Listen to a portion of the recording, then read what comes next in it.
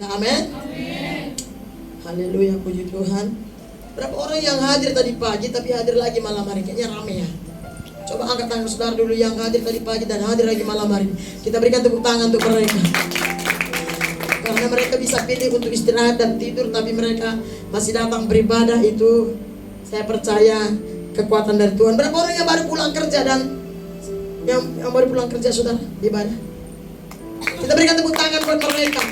Karena mereka juga bisa pilih untuk istirahat karena capek sepanjang hari bekerja, tapi mereka datang beribadah. Itu semua karena kekuatan Tuhan. Amin. Dan seterusnya saudara. Haleluya, puji Tuhan. Mari kita buka Alkitab kita. Satu pembahasan yang sering sekali kita dengar, namun tidak semestinya kalau kita sudah sering dengar kita praktekkan. Oleh karena itu saya mau sampaikan lagi saudaraku, perumpamaan tentang talenta. Katakan talenta. Talenta. Tema kita, jangan sia-siakan talentamu. Bilang sama kanan kirinya, jangan sia-siakan talentamu. Amin. Silahkan siapkan LCD kita ya. Oke, saudara, sambil LCD disiapkan karena ada beberapa poin saya tuliskan di sana. Mari kita buka Alkitab kita, Injil Matius pasal yang ke-25. Injil Matius pasal yang ke-25.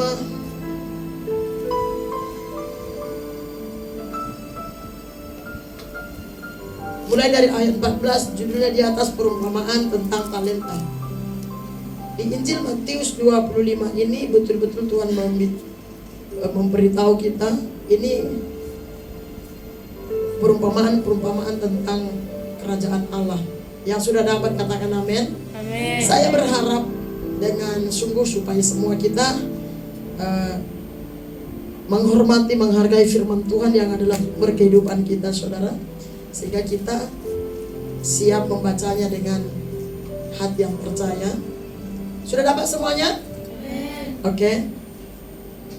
Mari kita baca ya, kita baca dulu. Mulai dari judulnya perumpamaan tentang talenta. Saya berharap apalagi teman-teman yang mungkin belum baca firman tadi di rumah, mari buka Alkitab saudara atau di HP, tapi pastikan saudara jangan tergoda. Karena namanya penggoda itu kerjaannya penggoda. Jadi yang tergoda itu yang biasanya yang dirugikan. Mari kita baca dalam hitungan yang ketiga dari judulnya Matius 25 ayat yang ke-14 dari judulnya ya, sampai ayat ke-30. 1, 2, 3 ya. Perumpamaan tentang talenta. Sebab hal kerajaan sorga seperti seorang yang bepergian ke luar negeri, yang memanggil hambanya dan mempercayakan hartanya kepada mereka.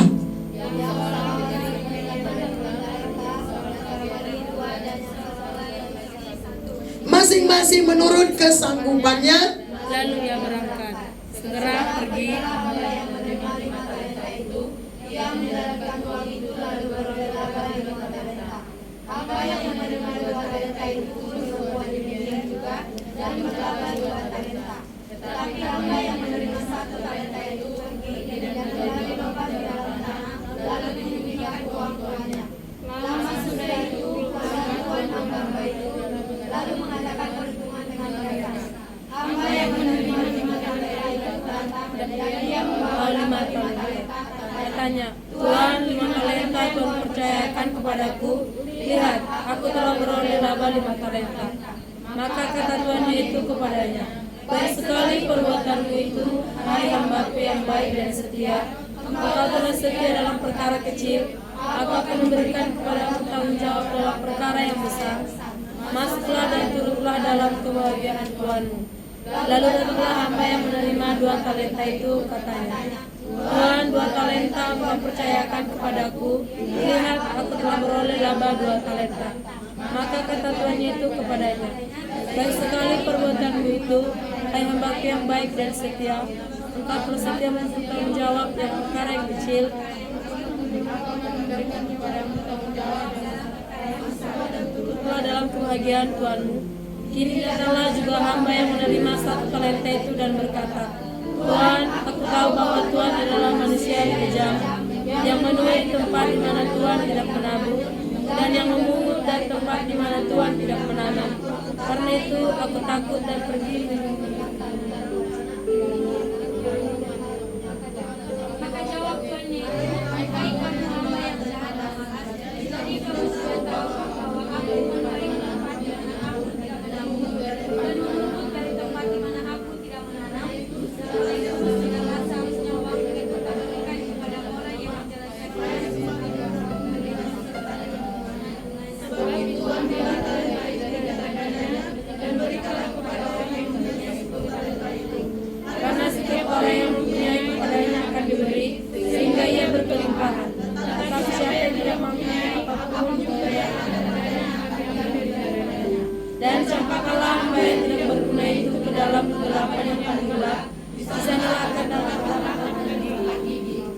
Amin. Terima kasih buat pembaca saudara. Dari sini kita ambil firman Tuhan, nanti aja saya sampaikan di sana. Dari sini aja dulu. Perhatikan saudara. Perumpamaan ini pasti bukan yang langka saudara dengar. Nah, saudara, sebelum saya sampaikan ini, kenapa Yesus berbicara banyak tentang hal kerajaan surga itu melalui perumpamaan, supaya saya dan saudara lebih gampang mengerti, memahaminya, sehingga kita lebih mampu mengerjakannya. Karena kalau kita dengar firman dan tidak mengerjakannya, kata Alkitab, kita sedang menipu diri sendiri. Kita sedang menipu diri sendiri. Nah, di ayat yang lain, di Matius 22, saudara buat penghalang dulu di sana. Mari kita dulu lihat Matius 22. Alkitab saudara, buat pembatas dulu di Alkitab saudara tentang talenta tadi. Matius 22 ayat 14. Ini ayat yang sangat perlu kita renungkan dan ingat, camkan dalam hati kita. Sudah dapat? Saudara, mari kita baca yang tidak dapat di Alkitab ini, lihat ke depan. Sebab banyak yang dipanggil tetapi sedikit yang dipilih. Saudara tahu ini Yesus yang ngomong, bukan rasul, bukan nabi, Yesus. Artinya semua memang dipanggil Tuhan untuk diselamatkan, supaya satu saat kita bersama Yesus hidup kekal selama-lamanya di kerajaan sorga. Karena manusia itu tidak selamanya di bumi. Cuma 70 tahun kata Alkitab, selebihnya kesusahan. Setelah zaman Daud, sebelumnya ratusan tahun manusia itu di bumi. Ada yang 700, 600, 300, 400 dan sebagainya. Tapi makin hari makin pendek umur manusia, apalagi sekarang saudara. Sekarang ini banyak kali orangnya baru umur 45, belum sampai 50 sudah check out. Ya paling kita bilang sudah kehendak Tuhan, sudah memang rencana Tuhan. Saya gak mau komentari, nanti saya dibully banyak orang. Tapi sebenarnya itu tidak seturut firman. Karena firman berkata, aku mau berikan kamu umur 70 loh. 80 itu kesusahan. Artinya mungkin kita sudah pikun sedikit-sedikit ya kan. Nah, kita gak mau lama di situ. Tadi Yesus bilang ini, banyak dipanggil tapi sedikit terpilih. Saudara sering pasti nonton tentang idol ya, Indonesian Idol kah, American Idol, semuanya lah. Atau pemilihan wanita, apa namanya itu, Universe. Nah, banyak yang memang dipanggil, tetapi sedikit yang terpilih. Dalam mengiring Tuhan, dalam mengikut Tuhan sampai kepada destiny Tuhan Yesus itu kerjaan sorga. Yesus sudah ngomong, sudah bernubuat sejak dulu, dan ini pasti digenapi saudara. Banyak ku panggil kata Tuhan, tapi sedikit yang terpilih. Bukan berarti Tuhan gak mau yang dipanggil semuanya itu masuk semua kerajaan surga, bukan. Karena surga itu bukan KW-KW, karena kerajaan surga itu bukan murahan, tapi hal yang paling mahal. Karena hanya dengan pertumpahan darah Yesus manusia itu bisa masuk kerajaan surga. Jadi sebenarnya surga itu mahal banget, tidak ada yang lebih mahal saudara. Saking mahalnya banyak orang gak sanggup sampai ke sana. Maka Yesus bilang lagi di ayat yang lain, di dunia ini kusediakan 2 jalan, lebar dan sempit, mana kau pilih? Masuk surga atau bukan masuk surga, itu pilihan manusia. Kenapa ya ibu kau selalu bicara soal surga? Sebenarnya di dalam setiap khotbah harus disinggung tentang surga. Karena kalau soal dunia ini gak perlu kita ke gereja, dunia ini bisa kita pelajari. Bahkan dunia ini menarik kita. Kenapa kita harus terus beribadah? Yesus berkata, jangan tinggalkan persekutuan ibadah, kata Ibrani. Mari semakin giat melakukan. Karena cuma di dalam ibadah-ibadah itu yang diberitakan tentang kerajaan surga. Dalam ibadah gereja pun masih banyak gereja kadang-kadang tidak cerita soal surga. Saudara tahu banyak gereja saat ini bukan cerita soal surga neraka, tapi cerita soal apa? Soal pencapaian. Tahu pencapaian? Kesuksesan. Loh itu gak perlu diceritakan di gereja, bukan berarti gak boleh ya. Di dunia saudara bisa belajar gak soal itu? Bisa banget. Bahkan survei membuktikan yang paling berhasil di dunia ini bahkan bukan anak Tuhan loh. Bukan gak boleh diceritakan kesuksesan dan keberhasilan. Alkitab berjanji Matius 6 ayat 33, cari dulu kerajaan Allah dan kebenarannya semua ditambahkan. Artinya kesuksesan itu akan mengikuti kita kalau kita mengutamakan, menomorsatukan, mendahulukan Tuhan. Saudara percaya gak bahwa Tuhan sanggup melakukan segala sesuatu? Amin. Saudara percaya bahwa bagi Tuhan tidak ada yang mustahil? Amin. Yang bagi menurut dunia kita seharusnya gak bisa jadi apa-apa, tetapi bagi Tuhan bisa. Menurut dunia kita ini mungkin dipandang sebelah mata, bahkan tidak dipandang.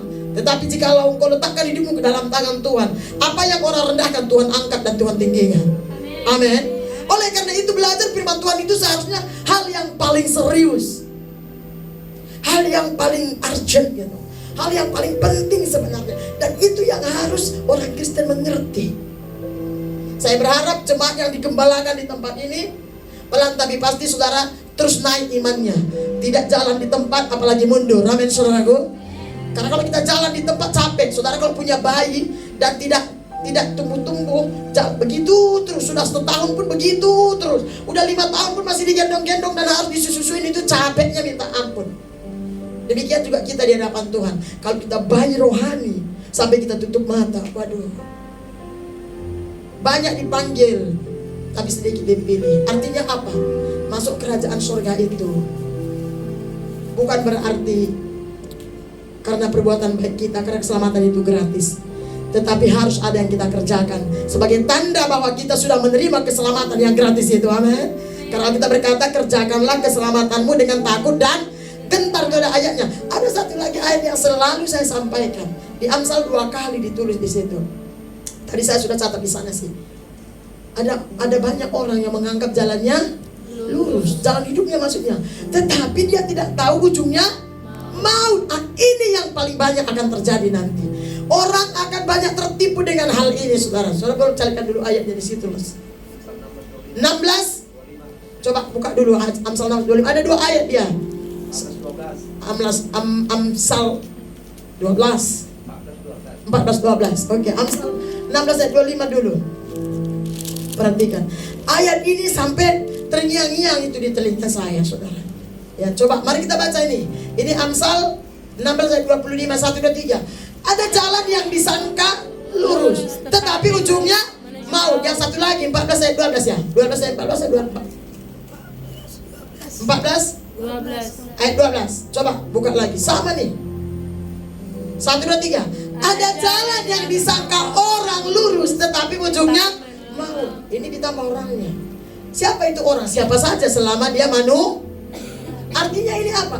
Ada banyak orang yang menganggap jalan kehidupan yang dia jalani itu benar, lurus, sehingga dia jalani tanpa dia memperhatikan firman Tuhan yang tertulis, tanpa dia mendengarkan Alkitab, tanpa dia mau tahu apa yang Alkitab bilang. Kalau dia orang Kristen, kalau dia di luar Kristen, itu tidak urusan kita. Amin. Kita tidak mau singgung-singgung itu. Kita bicara soal firman Tuhan yang kita percaya sebagai pegangan hidup kita, dasar kehidupan kita, sumber kehidupan kita, namanya Yesus. Amin, saudaraku.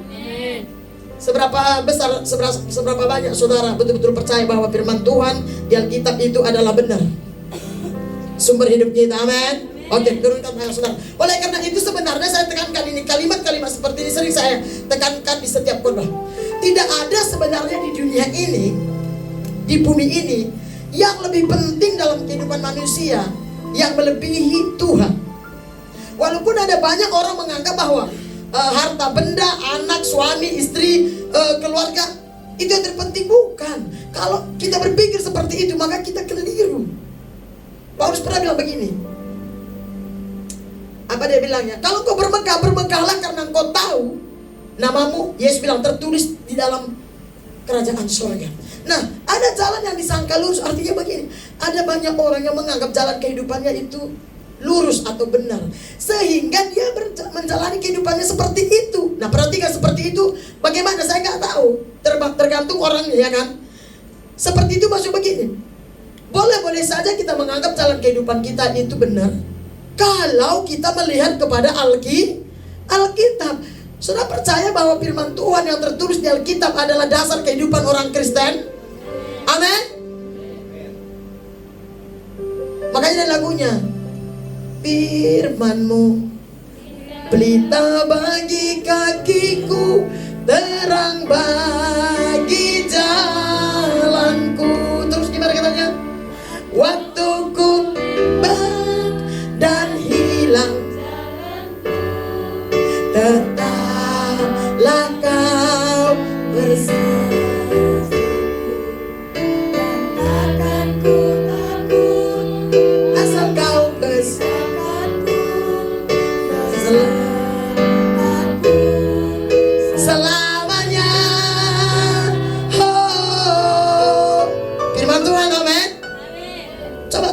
kanan kiri saudara. Benarnya firman Tuhan dasar hidupmu kawan? Benarnya firman Tuhan dasar hidup. Yang tidak ada kawannya tanya ke kursi itu. Benarkah firman Tuhan dasar hidup kita? Amin. Amin. Saudara tahu, sebenarnya tidak ada kemenangan yang lebih membanggakan dalam hidup ini selain daripada kita sadar dan kita tahu bahwa firman Tuhan itulah dasar hidup kita. Firman Tuhan itulah pengharapan kita, andalan kita, harta kita yang paling mahal. Nah, banyak orang gak suka nih. Orang yang kalau sudah memikirkan uanglah segalanya, maka Tuhan itu udah nomor 100 dia buat. Orang-orang yang merasa bahwa uanglah nomor 1, maka roh Tuhan sulit mereka alami. Ya, oke. Sampai di sini saudara mengerti ya? Pastikan saudara dipilih, saudara dipanggil, dan betul-betul dipilih. Amin saudara. Dan pilihan itu di tangan kita, bukan di tangan yang lain. Tuhan mau, kenapa Tuhan panggil? Karena dia mau semuanya kita bersama dia kelak. Nah, karena banyak orang yang menganggap jalannya lurus, walaupun dia tidak tahu ujungnya maut itu berbicara kebinasaan atau neraka yang kekal. Maka Alkitab itu tidak kecil saudara. Alkitab itu cukup besar dari Kejadian sampai Wahyu. Ada banyak nasihat firman Tuhan sampai kitab Wahyu. Nasihat firman Tuhan semuanya yang harus kita dengar selama kita hidup di muka bumi ini sebagai anak-anak Tuhan. Supaya apa? Supaya jangan sempat kita terhilang dari hadapan Bapa, kita terhilang dari hadapan Yesus. Karena Yesus sudah mengorbankan nyawanya, darahnya dia tumpahkan, supaya Alkitab mencatat supaya setiap orang yang percaya kepadanya tidak binasa, tetapi melainkan beroleh hidup yang kekal. Orang lain gak ada yang mau mati buat kita, boro-boro. Tapi Yesus mau mati buat kita. Oleh karena itu, saya mendasari pembahasan tentang talenta ini dengan 2 ayat tadi. 1, banyak dipanggil, sedikit terpilih. Kedua, Alkitab Pasal berkata ada banyak orang menganggap jalannya lurus tapi ujungnya maut. Supaya hal ini tidak terjadi kepada saya dan saudara, biarlah kita belajar dan terus belajar tentang firman Tuhan. Amin. Mari kita buka kembali Matius pasal yang ke-25 tadi. Banyak tentang perumpamaan di sana. Tapi hari ini kita bicara tentang perumpamaan tentang talenta ini, supaya kalau mungkin selama ini kita tidak benar, selama ini kita tidak mengerti, selama ini kita tidak melakukan apapun karena kita tidak mengerti. Setelah kita dengar firman Tuhan, Roh Kudus jamah hati kita lewat firman-Nya, sehingga kita bertobat, berkomitmen, bangkit dan maju di dalam Tuhan, sehingga kita keluar dari kedua ayat tadi. Amin saudaraku. Tidak menuju maut tetapi menuju kehidupan yang kekal. Mulai dari ayat yang ke-14. Mari perhatikan Alkitab saudara, dan bilang dulu sama kanan kirinya, kalau aku terngantuk tolong dibangunkan. Amin. Oke, karena mendengar firman Tuhan itu butuh energi, butuh konsentrasi, dan yang